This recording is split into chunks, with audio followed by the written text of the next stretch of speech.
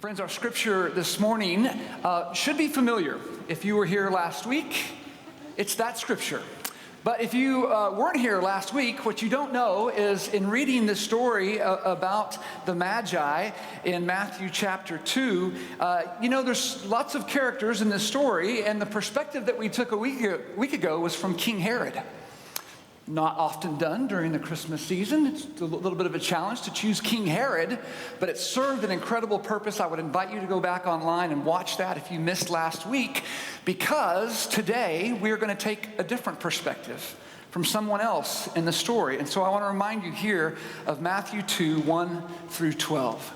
In the time of King Herod, after Jesus was born in Bethlehem of Judea, wise men from the east came to Jerusalem asking, "Where is the child who has been born, King of the Jews? For we observed his star at its rising and have come to pay him homage." When King Herod heard this, he was frightened, and all Jerusalem with him. And calling together all the chief priests and scribes of the people, he inquired of them where the Messiah was to be born. They told him, "In Bethlehem of Judea, for so it has been written by the prophet. And you, Bethlehem, in the land of Judah, are by no means least among the rulers of Judah, for from you shall come a ruler who is to shepherd my people Israel." Then Herod secretly called for the wise men and learned from them the exact time when the star had appeared.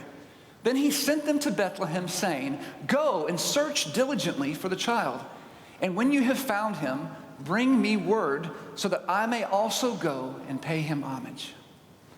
When they had heard the king, they set out, and there ahead of them went the star that they had seen at its rising, until it stopped over the place where the child was.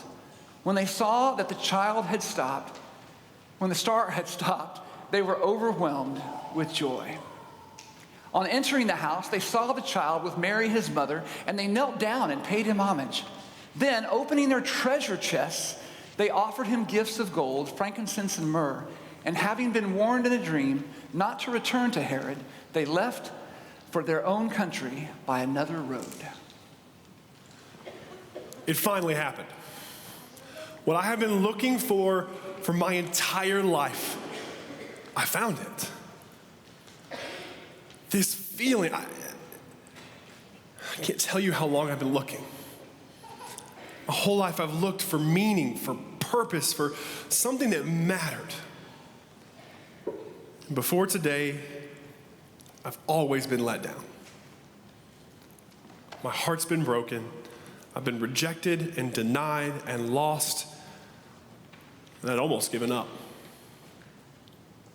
Before I tell you what I found, I guess I need to tell you the whole story.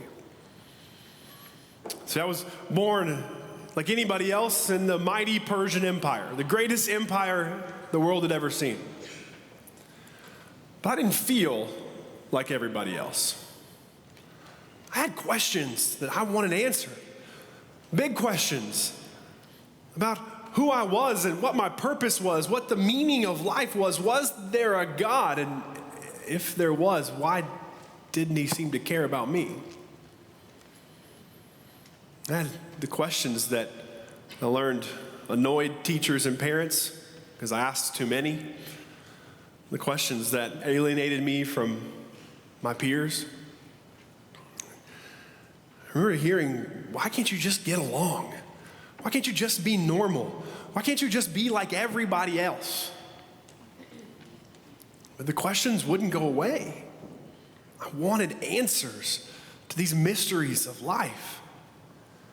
And I heard that there was a group of men called Magi, sorcerers, prophets, priests, wanderers, who would tell the future by looking in the stars, by finding signs and wonders. And I thought maybe that's a place where I'll finally fit. The Magi welcomed me into their home, welcomed me into their way of life, and I began to search the stars for something. For purpose. You see, we Magi would look to the stars for the arrival of new kings, or for changes in dynasties, or for a way in which the world might be changing and shaping. And our news wasn't always appreciated. Turns out kings don't like it when you tell them that they're not going to be kings for very much longer, so we were a nuisance to most. But we kept at it anyway. But every prophecy, every star, every sign left me just as empty as the ones before. Every time I thought maybe this will be an answer to these nagging questions that leave me feeling so empty. But over and over and over again, I was lost. When looking for the purpose of life, I began to think that it didn't have one.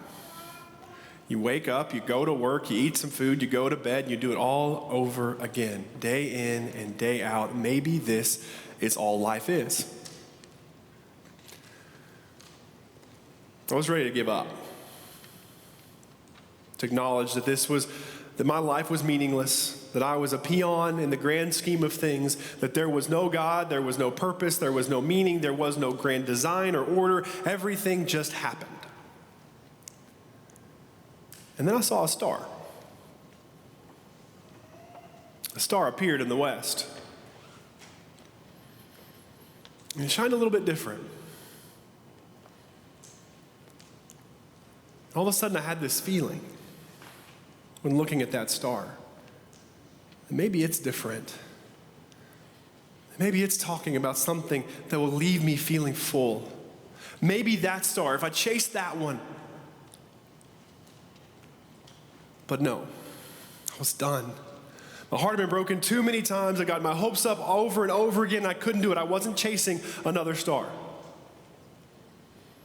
But every day I'd wake up,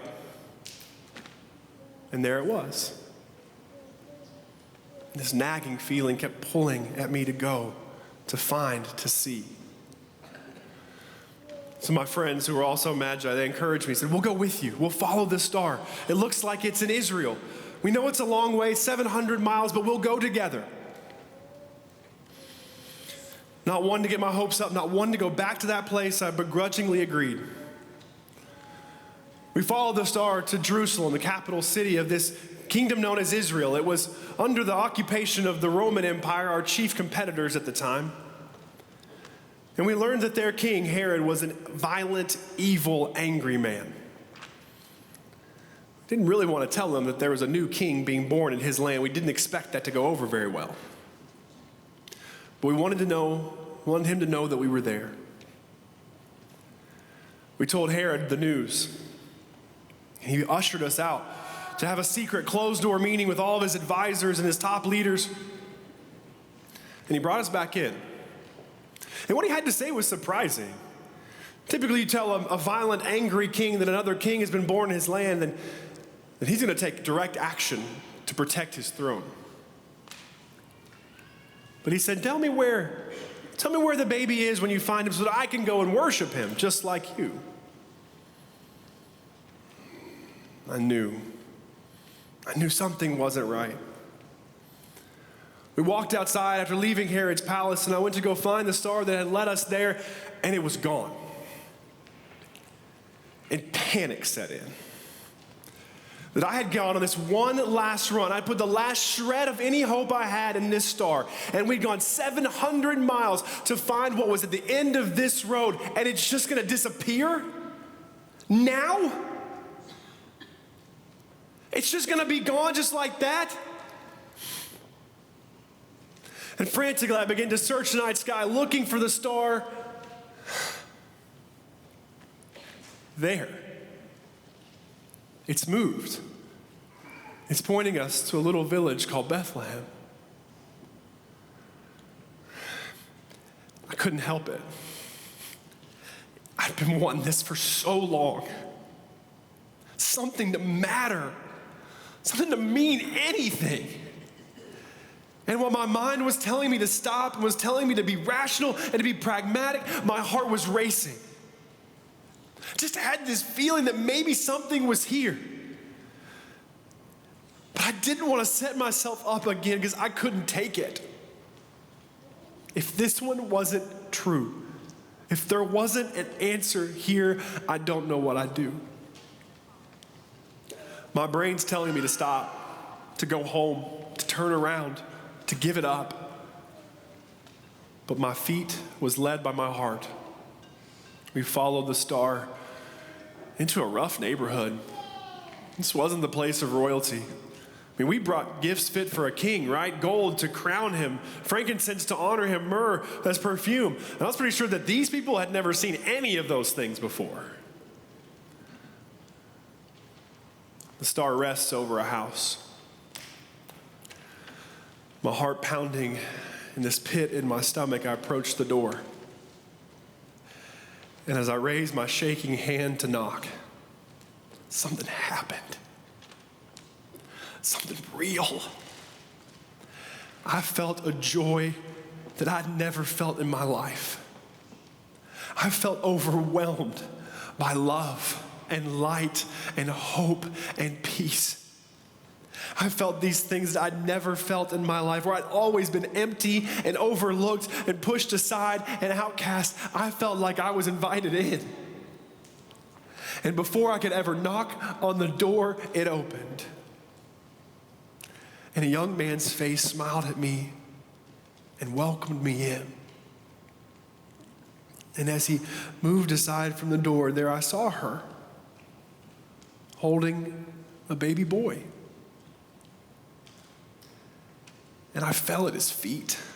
I've seen important babies before. I've been here, I've done this. I've seen little boys that grow up to be kings, and I've held little girls that grow up to be queens, but when I saw that baby, I fell to my knees. And I worshiped God. A God 5 minutes before I wasn't sure existed. Because God had come to be made flesh. And as I'm at the feet of the child, his mother begins to tell me the story of how the angel came to her and told her that she would give birth to the child of God. How the prophecies of her people of hundreds and thousands of years were made true in this little boy. She told me the stories of the shepherds who heard the angels singing to them out in the field and who came on the night that he was born and who've been telling everybody of what God has done. I heard the stories and I worshiped. Because what was empty was now full. What was broken had been mended. We left because even messiahs have bedtimes. We left our gifts. We made our way back home. It was on that journey, though, I realized that I need to get a new job. Because my days being a Magi were over. So I no longer had questions. I no longer had yearnings. I no longer had longings for things I didn't know. Because I'd found the truth. And while I may not know everything, and there may be questions that I can't answer, that truth is enough for me. That God so loved us that he came to be with us, to love us, to teach us, to save us, and to be our King. And with that truth, there's nothing else I need.